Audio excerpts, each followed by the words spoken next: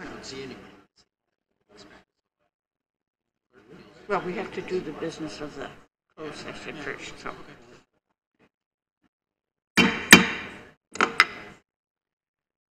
We're going to welcome everyone to the meeting tonight, but before the Planning and Development Committee meeting begins, I would call upon Mayor Craig to conduct the business coming out of our closed session. All right, ladies and gentlemen, thank you very much, Madam Chair. We are coming out of the closed. Councillor Devine, you have the motion, please.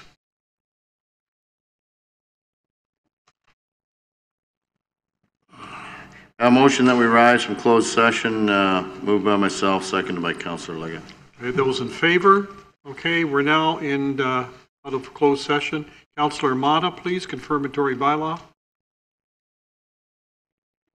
Moved by myself, seconded by Councillor Jan Liggett. The confirmatory bylaw is printed. Okay, those in favor? It's carried. Councillor Liggett, please.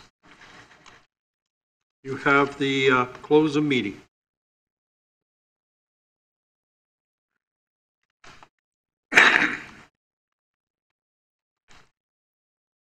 Loudly, please. Moved by myself, seconded by Councillor Armetta, that this special council meeting adjourn at 6:58. Thank you very much. Thank you, Madam Chair. Thank you. And now we will begin with the Planning and Development Committee meeting. And this is a meeting of the Planning Committee of the City of Cambridge. There are two portions to tonight's meeting. The first portion is the public meetings. I will call up the applicant, and after the applicant, anyone wishing to speak will be given the opportunity. There is no debate of any of the items in the public meeting. The second part of tonight's meeting, I will call up the delegations. Each person will be allowed 5 minutes to speak, unless they are representing 3 or more individuals in the audience. Then they will be allowed 15 minutes to speak. Planning and Development Committee will consider all oral and written comments prior to making a decision on a planning application. I will call upon staff to provide their presentations, and committee will be able to ask questions after staff's presentation. Once staff has presented, I will call upon the proponent or the applicant to present. Once the applicant has presented, committee will be able to ask questions again. To the committee, are there any declarations of pecuniary interest? Seeing none, we will move forward. Our first public meeting A, is on 636-656 Myers Road, zoning bylaw amendment and draft plan of subdivision.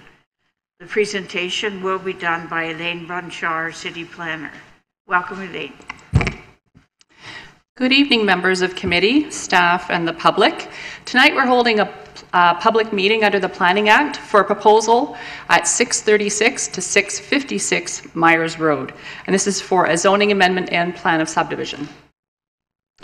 We're introducing the application tonight as per a requirement under the Planning Act, and notice was given in accordance with legislative requirements, including notice in the Cambridge Times quite recently. The property is located on the north side of Myers Road, situated east of Lisbon Pines. And as we can see on the slide, there is a stub connection to Slater Street, shown on the west side of the property. And this is 3 individual parcels of land that each contain a dwelling that are proposed to be assembled to facilitate this development. There are a number of components to the application. One is a rezoning to R6 to allow single detached homes. Although the zone allows a minimum lot frontage of 9 meters, in your package you'll see a plan that shows minimum lot frontages of at least 11 meters or 36 feet, up to around 14 meters in frontage. There are a number of site-specific amendments that are also needed to facilitate this kind of proposal. One is to increase the permitted projection of steps into the front yard setback or exterior side yard. And this is required in order to give flexibility to the developer for design of the buildings and also deal with grade changes. Also, reduction in the required front yard setback, the interior side yard and landscaping, and details of the extent of the relief requested is set out on page 9 in your agenda this evening. The plan of subdivision is for 29 single detached lots, 1 stormwater management block, and includes an extension of Slater Street that ends in a cul-de-sac. And here is a copy of the plan that is shown in your agenda package tonight. It's important to note that immediately abutting Myers Road is a proposed pedestrian connection along with emergency access.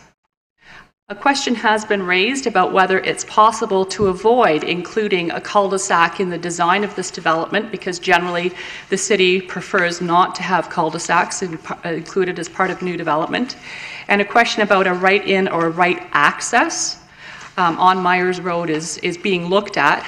Given the distance of this development to Lisbon Pines Drive, it looks like that may not be an alternate solution, but we are giving it thorough evaluation. Here are some concepts that the developer has provided to show the kind of product that they have been involved with in the past and are contemplating for this development. Copies of this are also included in your agenda package. And as with this kind of application, we're looking at the extent of the site-specific amendments that are being proposed, environmental considerations, because this land is immediately adjacent to a number of environmental features to the east. We're looking at public submissions, considering infill policies, compatibility with existing development, and also, as I mentioned, the cul-de-sac design and whether that is the best approach for this particular property. So we're recommending that this matter be referred back to staff for a review and a subsequent recommendation report. Madam Chair, I'm available to answer questions. Thank you. Thank you very much. Yes, we do have questions. We're beginning with Councillor Montero. Thank you, Madam Chair. Elaine, looking at the sketch, block 30, that parcel in blue, what is that? That's a stormwater management block to deal with all surface water that would be proposed to, is created through the development of the lands. Okay. And one more question.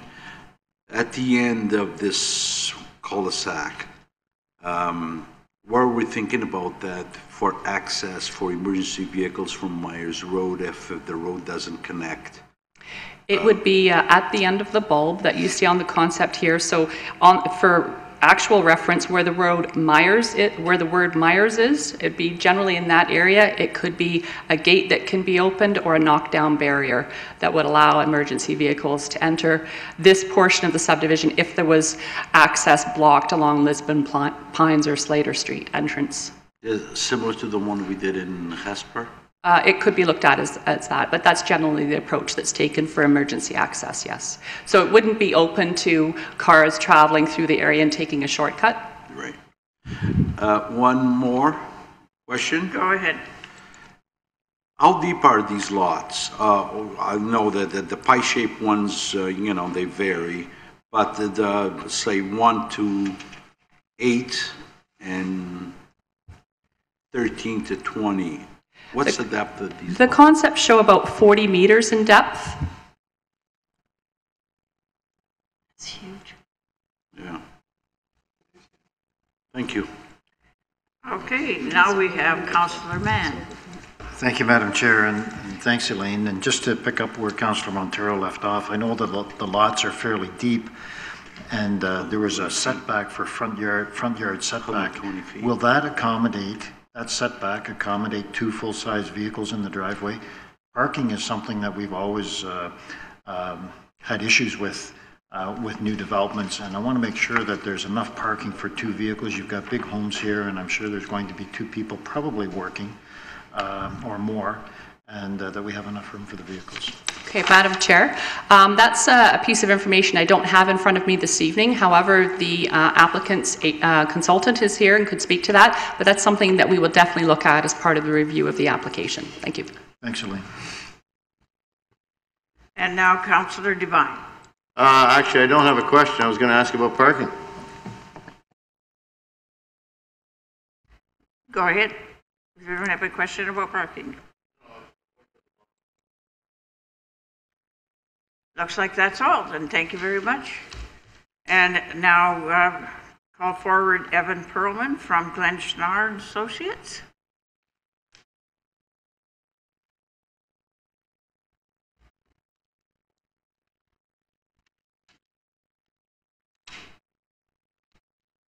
Good evening, committee. My name is Evan Perlman. I'm a planner with Glenn Schnarr and Associates, and we're the authorized agents and planners for Cache Developments. So my presentation is obviously very similar to the one you just received from the city planner, but if there's any overlap, I'll try to skip it, and we'll answer questions at the end. So just to give the context again of the property, it currently comprises of 3 lots which have single detached homes on them. The total site area is 1.86 hectares or 4.6 acres. It's located next to existing detached dwellings to the west and north. There is a large rural residential lot with open space to the east, and to the south you have a mix of uses including an existing commercial plaza and a community church. There's also a number of elementary schools in the area. To the west is the Holy Spirit Catholic Elementary School, and to the east is Moffat Creek Public School. So just to give some context of this site within the City of Cambridge official plan, the site is currently designated low-medium density residential. This designation is fairly flexible and permits residential uses up to a maximum density of 40 units per hectare. The proposed development, which you've already seen, features only detached dwellings and has a density of 21.48 units per net hectare, so well within the official plan requirements. Looking at the city's zoning bylaw, the 3 properties that comprise the subject lands are currently zoned R4, and we are proposing a zoning bylaw amendment that will rezone the lands to R6 with site-specific provisions which were already mentioned, which include reduced minimum lot area, front yard and interior yard setbacks, increased maximum lot coverage, and increased permitted projections of steps in a yard. Again, this is the proposed plan, which you've already seen, comprising of 29 detached lots, a stormwater block, which is common practice now for low-impact development to deal with stormwater runoff. And there is also a 4.5 meter buffer block along Myers Road, and that provides additional noise mitigation from traffic going along Myers Road. So that would just be open space, likely just grass. As also mentioned, there is the potential for emergency access and connection to the existing sidewalk on the north side of Myers Road, but the design is still to be determined. This is just a figure taken from our submitted urban design brief with the proposal. It just shows the potential vehicular and pedestrian connections that would be available to the site once developed. And Myers Road is an existing arterial road, so in many cases an appropriate location for intensification within the city. This is also from our design brief. It just shows a typical city 18.5 meter road allowance with a 1.5 meter sidewalk to accommodate all utilities, the street, planting, etc. And again, as seen in the previous presentation, just some concept renderings of previous work that the developer has completed in other municipalities. I just had 3. And that's it. So I'd be happy to answer any questions. Thank you. Yes, we have a number of questions. I'll start with Councillor Montero. Thank you, Madam Chair. Through you, these all these houses, that will be in these lots, are they all double driveway, all double garage? At this point, we actually don't know. We're not into the detailed design stage of the houses, so we can't say with certainty at this point if it's going to be double or single car garage. I just want to clarify this. And the reason I'm asking is if they're not double driveway, that you can park side by side, if there to be a single garage, it's only room for one car. I have Marcus here from Cache Developments. He'll provide an answer as well. Yeah. Committee, thank you. Actually, I've got the site-specific amendment that we put forward, and the front yard setback that we've asked for is actually 4.5 meters to the main wall of the building and 6 meters to the garage. So what you'll actually be able to do, whether we provide a single or double garage, is park one car in the driveway, one car in the garage. If the design ends up allowing for a double garage, you'll end up being 2 cars in the garage, 2 cars in the driveway for a total of 4. So that's where we are. We're not at the detailed design stage yet, but that's the specifics of the amendment. What I was going to, my question was going to be, you can't park tandem one behind the other for 2 cars for a single garage, that is. In the driveway? Yes. No. It would allow for 1 car in the driveway, 1 car in the garage. If it's a single garage. How big are these houses? What's the square footage, the footprint? We're not at the detailed design stage yet. We're just working through this. Of course, they're approximately 120 feet deep. Isn't that what? 40 meters, it's approximately 120 feet deep. Is that what they are? Approximately, yes. Thank you. Thank you. Now to Councillor Etche. Thanks, Madam Chair, and Evan, thanks for your presentation. I'm just wondering why, and I know Elaine mentioned this earlier, I'm just wondering why you're going into a cul-de-sac on Slater Street when there's only going to be 29 homes. Why wouldn't we have access onto Myers Road? And why is there a gate there? To me, it would make more sense to have access. There's the reason why you're proposing a cul-de-sac and an emergency gate. Through the chair, my understanding is that there are separation limits between intersections. There's a minimum separation distance required typically in any municipality. And there is already a stub of Slater Street, which is a public street, provided for it exists today. So this is the design that we've proposed at this time. And it was also discussed with staff during the pre-application process. The region attended as well. We have not received back comments from staff at this point. So we're obviously at the very preliminary stage. So that's the best info I have at this point. Yeah. Okay, now on to Councillor Devine. Yes, thank you, and through the chair. Evan and Marcus, could you go back to your second last slide, please? Sorry, which slide? Second last slide, I believe it was, the one that showed the road width. Oh, okay. Right there. So the road width is going to be 8 meters, is that right? Sorry, the road width is 18.5. You're talking about the street pavement? Yes, curb to curb. Showing at 9 meters on this diagram. 9 meters? I believe so. Okay, so that would give 3 nines. Okay, that would give parking at least on one side of the street for sure. Right. Okay, thanks. Councillor Mann.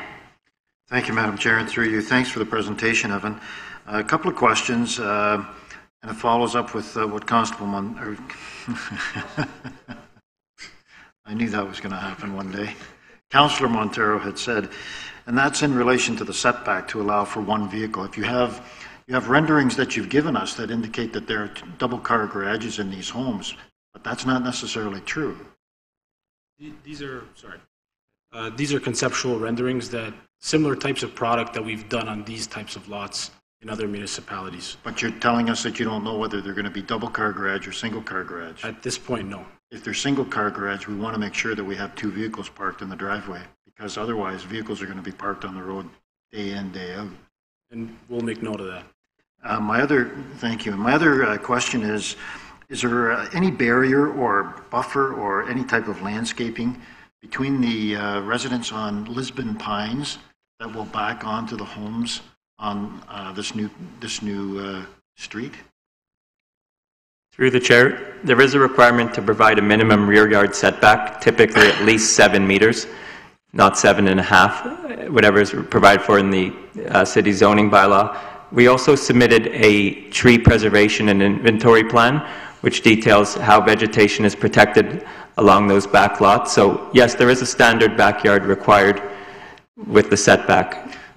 But there's no buffer or fence or anything that's going to be built between the existing homes and the proposed homes?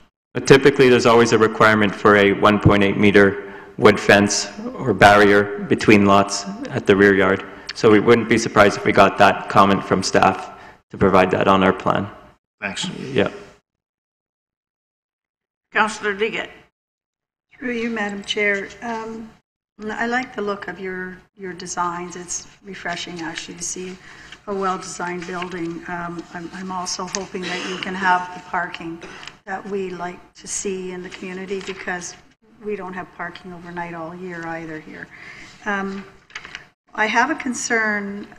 You've addressed the back part of it for the trees and what's existing as barriers, but when I look at the frontage here, you at the 4.5 meters, what is that, 5.5 feet, I think, in inches and feet? It's right about 5.5 before you get to the front wall of the house. There's not any room for any trees on the street. So this is going to be a treeless street, is it not? Go ahead. Yeah, sorry.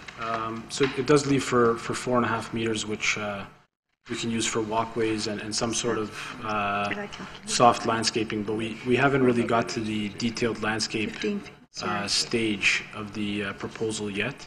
Okay. But I'm sure that's something we can note and take into account. My calculation was wrong, 15 feet or whatever it is, I think. So I would like to, I mean, there's enough room there for a sizable tree canopy without reaching the house at maturity. So I think it would be nice to have, in a newer residential area, that you actually do add, especially when you're going to be taking down, when I look here at what you're going to be taking out of the neighborhood in oxygen, that would be very beneficial. Thanks. Thank you. Now, Councillor Ameta. Thank you, Madam Chair. Through you, I appreciate you coming in and for informing us about some of what you'd like to do. Beautiful designs, by the way. And I know that you've built these on 40-foot lots up in Grand Valley, and they can actually fit on 36-foot lots, as you're probably aware there is, or at least most of them can actually fit on a 36-foot lot. Now, my question, I had some concerns about the parking, which has already been asked. My question is, are you going to look at decorative lighting or any entrance features and stuff like that? Thank you. Again, those are things that we can definitely keep in mind and take to the detailed design stage, but we're just not there yet. But we'll definitely make note of it and take that forward. Thank you. Well, I have no further questions, so I want to thank you very much for your presentation. And now it's open to the public, and I have one who has registered. Craig Bennett, would you come forward, please? Thank you. Welcome, Mr. Bennett. Thank you very much. I was here a little while ago for the first time. A little nervous. I live at 98 Lisbon Pines Drive. My name is Craig Bennett. So if you look at lot 29 there, the side of that house will be facing the back of I will be looking at the side of that house. My biggest concern probably is parking and traffic.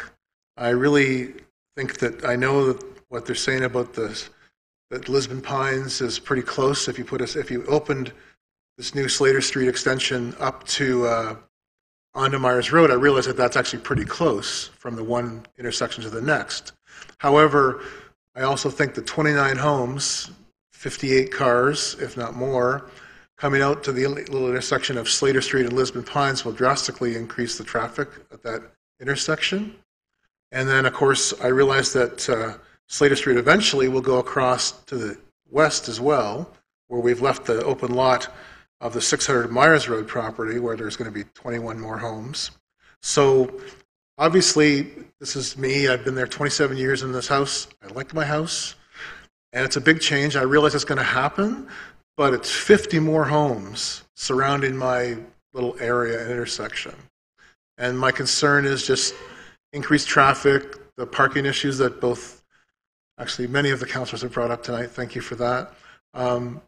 That's really my biggest concern, and I do think that if it somehow could be opened up to Myers Road, that would decrease the traffic load on the intersection of Slater Street and Lisbon Pines, which obviously I'm biased because I live there, but I think it's already busy enough as it is.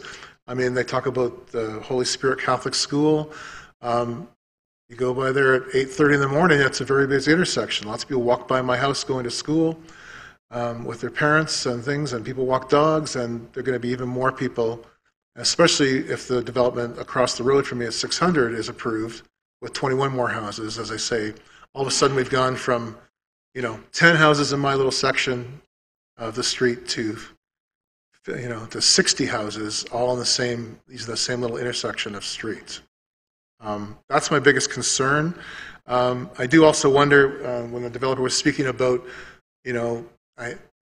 I realize I don't understand the process entirely, but he's asking for approval of these designs that he said may not happen.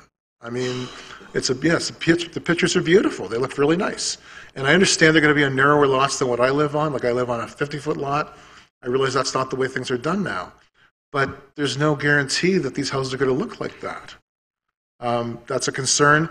And he talks about tree lines, which I must admit, a few of my neighbors who unfortunately had to work tonight and could not be here, they're concerned about the trees at the back of their properties, as they are at the other numbers of Lisbon Pines, closer to the Myers Road intersection. They're concerned about preserving trees, which I realize he just said that they would do their best to preserve the mature trees. Just out of interest, there is an existing fence there. It's chain link, 5 feet tall. It's been there 25 years. So I don't know whether they would rip that down and build a wooden fence or they would leave it there. I'm really not sure. It's just a concern. I do think that in that way, as I say, all these cars coming out onto Slater Street, off of Slater Street onto Lisbon Pines would cause a big increase in traffic and congestion. And since we're already having parking issues on Lisbon Pines, and that's why we came, a few more people came, to the 600 Myers Road meeting, parking on one side of the street, you're going to try to pull out of Slater Street, it's going to be hard to see if there's cars parked there, and I worry about public safety and kids walking to school and things like that. I'd also like to ask, so in that way, on my street, Lisbon Pines, there's parking on one side of the street only, my side. So would there be parking on both sides of the street of the Slater Street extension, or just one side? I just don't know what that would be, or is that standard to only have one side? You guys are the experts when it comes to that.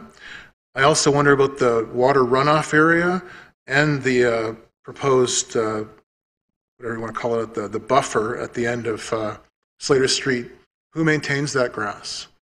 Obviously, the city's busy enough trying to maintain grass as it is, with all the park areas and things we have. Who looks after that property? And I will also ask, do these water runoff areas have fences, or is it like an open area? I assume they're fenced if there's going to be a collection of water there.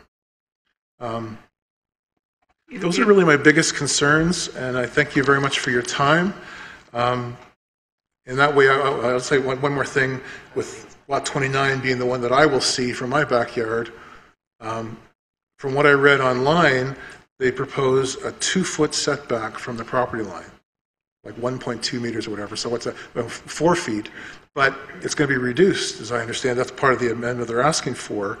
So is it going to be 2 feet away from my fence? There's no room to have trees there.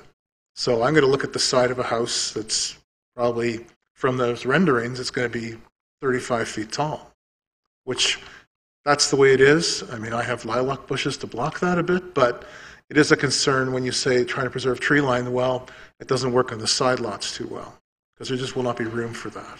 Mr. Bennett, you had some question, and we do have planning staff here who may be able to answer some of those. I would ask Sure. Elaine Brunshaw to please answer some of those questions that you requested. Thank you, Madam Chair. I'm taking a lot of notes, and we will follow up with all of the items and questions that Mr. Bennett has raised. Generally, with the proposed road allowance in this plan, it would allow for parking on one side of the street only. The buffer that's shown on the concept plan would be maintained by the property owners on lots 10 and 11. And the stormwater management plan would have to look at the detailed design of it. Generally, we try to avoid fencing those kinds of blocks, but we will look at the detailed design to figure out what kind of slope is required to deal with the collection of the surface water. And in terms of tree preservation, I've noted the comments about the side lot line and protection of hedges as well. Thank you. Thank you. Now, if you just wait a minute, there may be questions from the committee toward you.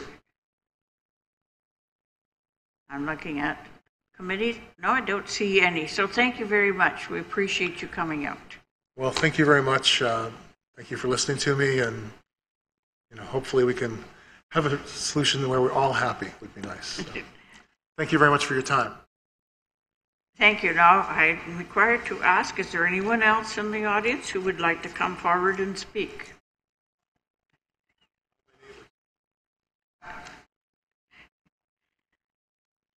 Seeing none, then I think we're ready for the motion. Councillor Montero? Madam Chair, I have the motion. It was moved by myself, seconded by Councillor Nicholas Armada. Public meeting report 636, 656 Myers Road zoning bylaw amendment and draft plan subdivision Ward 7. Recommendation that the committee recommend to City Council that report of a public meeting application 1917, 636, 646, and 656 Myers Road be referred back to staff for subsequent report and recommendation. You've heard the motion. Councillor Mehta. Thank you, Madam Chair. I just wanted to make a general comment that I would like staff to encourage the developer to do double car garages so that you've got room for 4 cars per lot. And also to make sure that we have enough city trees planted. And actually up in Ward 1 off of Limerick Road, there are homes on similar sized lots that all have double car garages. And they've all got 1 tree per house, so they were able to accommodate that. And I checked to see how much they were selling, and they were selling between 700 to 800,000. And the square footage is roughly the same as these ones. I was just on their website looking at these models. The smallest one's 1,900 square feet approx, and the largest one is almost 3,000 square feet. So they'll get the good prices, but I just wanted to have the comment out there that I encourage the double car garages. I think that would help a lot, and they'll go through the process and they'll talk to the residents and see what the neighborhood thinks and be able to work with them on that. So thank you. Thank you for those comments. Councillor Montero, did you want to close debate?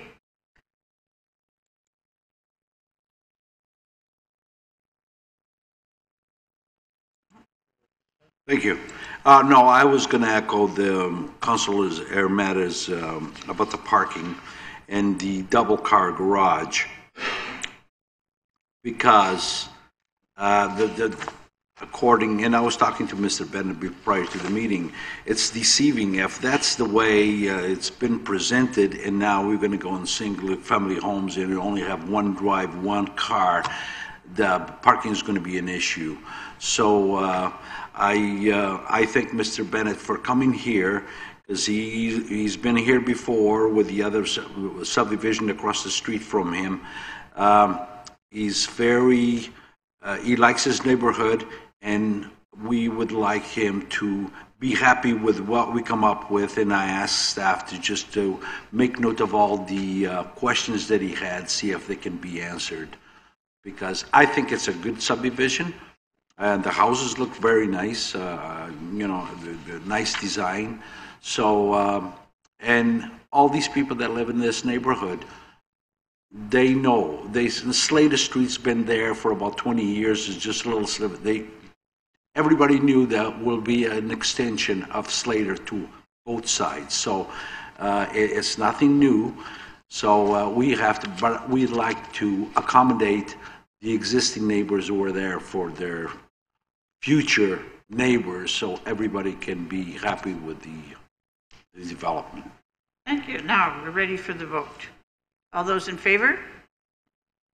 It's unanimous. Thank you very much. Now I declare that public meeting A is closed. Now we'll move to the consent agenda. Councillor Wolf, I believe you have it. Through you, Madam Chair, the consent agenda, items 1, 2, 3, 4, 5, as printed. Yes, number 6 has been pulled, so it's just 1 to 5 on the consent agenda. Okay, those in favor? It's carried. Item number 6, again, it's Councillor Wolf. You wish to bring that forward. Yes. Through you, Madam Chair, moved by myself, seconded by Mayor Craig. It's January 1st, 2018, indexing of development charges. I don't have a problem with the motion. I support it, but I wanted to draw our attention to the table on page 64, which basically outlines what the development charges for the city infrastructure and soft services entail.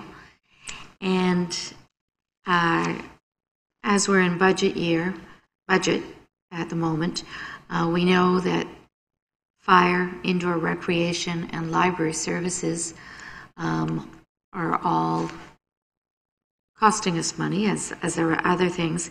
And I would like to direct staff to look at phasing in development charges in the core areas and start with soft services such as fire, indoor recreation, which would be the multiplex basically, and the library. Discussion. Councillor Mann.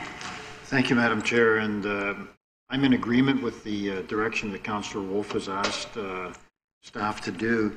But I would take it just one step further and say, can we look at all the soft services and look at how we would phase those in over a period of time? So instead of just looking at fire, indoor recreation, and library, they may be the first 3 that we phase in, but I'd like to see also. I'd like to see everything phased in. If we're going to do it, if we're going to do soft services, let's do them all, and let's phase them in over a period of time. Thank you. Councillor Liggett. Through you, Madam Chair, I agree with Councillor Wolf 100%. It's something that her and I have mentioned before together. So I think this is a very positive step going forward. And I was going to suggest that we look at all of them, as Councillor Mann has said. I agree with that.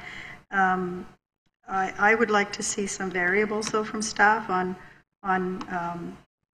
how many years this is going to be done over, like 1 year, 2 years, 3 years, and which services we're going to do in those given time frames. I think we have a consensus on a direction. So now I need a motion for item 6, that we receive the staff report. You move that? Oh, we didn't move her in a second. Oh, we moved it. Who's seconding? Mayor Craig. Okay. Okay, those in favor? Motion is carried. Okay. There's correspondence and any unfinished business? Any non-jurisdictional items? Yes. Councillor Montero. Thank you, Madam Chair. Since we have the time, as most of us were at the, oh, we have the time, it's only 25 to 8. As most of us were, with the exception of Mayor Craig, we were at the Santa Claus Parade in Hespeler. And it's, I might say, it's probably one of the best parades that we have, with the exception of Canada Day Parade in Preston. And the reason I say this, it's much more personal. Going down Queen Street and having people away from the floats, away from us, walking within 10 feet or less, and it could be less, could be 1 feet. We can even shake hands with them. It's much more personal than our Santa Claus Parade that we have on Hespeler Road. Hespeler Road is so don't want to use that word, but I'll go impersonal. You don't know where people, that they're 2 lanes away or 4 lanes away. It's in the middle of a commercial area, which is, it's fine in a way, but it's so impersonal. The whole thing is so impersonal that I just don't like it. And I put this question to a couple of you since Saturday. And a couple of you agreed with what I was saying. I would like to have give direction to staff to inquire, although the parade is not ours, but we do sponsor it, if we can move it like we used to years ago. Used to be alternating between Preston and Galt, alternating years. And since Jasper has their own, but we'll do alternating between Preston and Galt. And I think it would be much better. And what about parking? People say, well, we do the Canada Day Parade, we have no problems with it. It's one night in a year. I'm sure we can accommodate. We would form, say, in the Galt one, we would form up, say, on Shade Street Arena, Soper Park, and go down along Shade, down Main, through Queen Square, turn right on Grand Avenue, disband at Dixon Park. And in Preston, we know all the routine, the same as we do for Canada Day. So I would like to have input from the rest of you, if you do agree with it. I have a list of speakers here. Oh, great, that's fantastic, I love it. Okay, Councillor Liggett. Through you again, Madam Chair. I concur with Councillor Montero. I actually brought this up, I think, after my first Sam's Claus parade, but with a staff person, and I can't remember who it was with. And if we don't go along with what Councillor Montero is saying, if that isn't going to work, I had said, I don't understand why we have it, both sides of Hespeler Road with people. Why don't we just use half the road with the people on the side of the road and the other in the median, and then the other side of the road can be left open for emergencies. And I think that will bring people closer. I like the fact that there's lots of parking available for people. The thing I don't like about our parade, as much as it's pretty at night, is it's at nighttime for kids, so it's hard for parents to keep their kids up at that time of night, and it's also colder in the evening because the sun's gone down, but we do our event in the evening, so it's a little bit different, and that's special as well.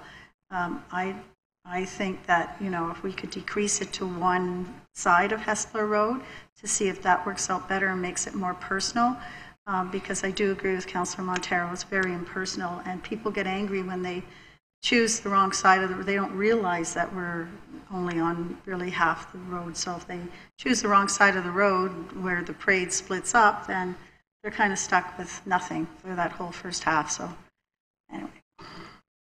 Thank you. Councillor Mann. Thank you, Madam Chair, and through you, I must admit that being over in Hespeler on Saturday was great because you could see the people, and they were close enough that if they wanted to say something to you, they could, and you see a lot of people that you know throughout the town. I know it would be logistically difficult doing it in Preston and Hespeler, but we've always been able to overcome those logistical issues, especially with the Canada Day Parade that we have every year. So I do agree with the proposal of having it alternate between Preston and Galt, as long as Hespeler still has their parade. Should Hespeler ever decide not to, then I would want to make sure that we go through Galt, Preston, and Hespeler. And I think Hespeler Road makes it impersonal because you're so far away from the public, and My concern about Hespeler Road is that if you do open it up, there's the potential for an accident there with vehicles driving down one side of the road and a parade on the other. And Hespeler Road is such a wide road, and I know we have, it's the main artery that we have going through our city, and I would be concerned that one day there's the potential for something to happen there, something untoward to happen there, and I sure wouldn't want to see that happen. And if we could prevent that from happening, then it's better for us to try and do something now. And this is one way in which we could do it. Move it to Galt and Preston, and that way the public can get closer to the parade. I've heard people in town say that they don't go to Hespeler Road because it's so impersonal. They'd rather go to the one in Hespeler. And those are the comments that I've received, and I think they raise good points about it being closer to the community. You're being closer to the community. You can actually see what's going on, and it's just that much more personal. So I'm quite in favor of the proposal that's been raised. Thank you. Councillor Armetta. Thank you, Madam Chair. Through you, I would side with Councillor Montero and the other councillors as well that having it in the core areas is the best place. It's the cultural center of the city. That's what downtowns are about. As we're reinventing downtowns to get people down here, and we're making them into cultural centers. And the overall atmosphere is also better down here. So it's not just the width of the road, even though that's a big part of it. But even the neon lights on Hespeler Road, I don't like the feel. I don't think it's appropriate for a parade. And the lighting down here is better, and just the architecture on the buildings. It's a better atmosphere overall. And as Councilor Montero said, it's only one day a year. We could work something out regarding the traffic. So I'd say my preference would be to have it down here. And a lot of other municipalities were looking at the idea of taking their parades out of the downtown and putting them on roads like Hespeler Road. Like Guelph looked at Stone Road Mall initially, and they all came back saying the downtown is the best place to have it, and they've kept it down there, and that's where it belongs. Councillor Armetta, are you suggesting that we alternate? Yes. Okay, I wasn't sure. Okay. Yeah, okay, that's fine. Councillor Devine. Yes, thank you through the chair. Councilor Montero raised a very valid point. We've got 3 quarters in the city. And I think it'd be a little more quaint and it'd be better for the community if we could rotate the Cambridge Parade between Galt and Preston in the core areas. I've been to the Cambridge Santa Claus Parade in the highway a number of times, and it does tend to get very impersonal. As far as the Hespeler Parade, there's a few people we need to thank. Hespeler Optimists have done a great job in that parade since Mr. Bygrave passed away, and also Lynn Ingalls. They're the ones responsible for making it happen. We need to thank these people, and it's a true community event. And also like to thank city staff for their support. There was a lot of support of city staff there on Saturday. So it was good. It was a good day, good parade, and the weather was great. Best I'd ever seen in 38 years I've been going. Thank you. Councillor Wolf.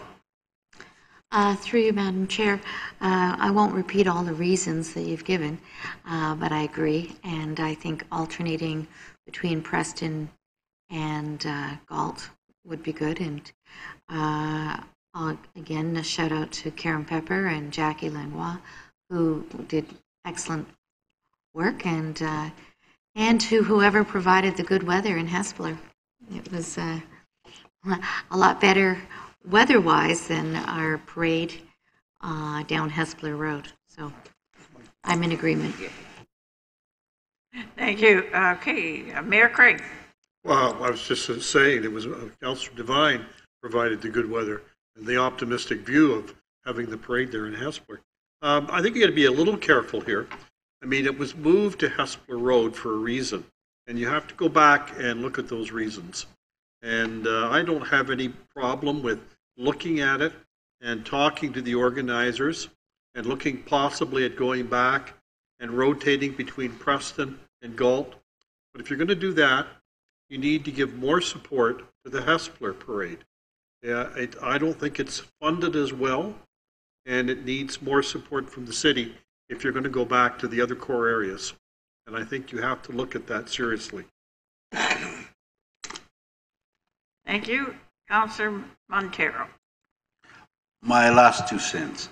I have since Saturday talked to the BIA, not the present BIA, which I will do. I'll ask Councillor Mann to do that because he's a member of the committee.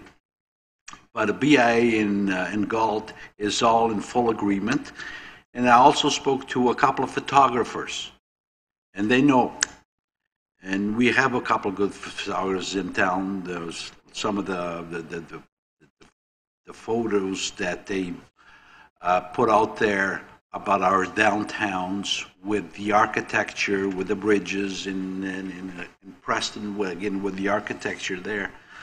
It would be beautiful pictures taken. Someone even mentioned, can you imagine standing in High Park looking down Main Street as the parade's going by at night? It would be a fantastic picture. So, as for what Mayor Craig said about it was moved there for a reason, I don't know why it was moved, but whatever reason there was, whoever decided, I think he missed the mark. Thank you. Okay, if I could sum up, it seems to me like there is some consensus around moving it if it is possible. So could we take that as a direction to staff, and that staff would come back with a report taking into consideration all of the issues around the parade, the ones that Mayor Craig has raised as well. Is that acceptable? Okay. So, any non-jurisdictional items? Seeing none, Mayor Craig, motion to adjourn. Thank you, Madam Chair.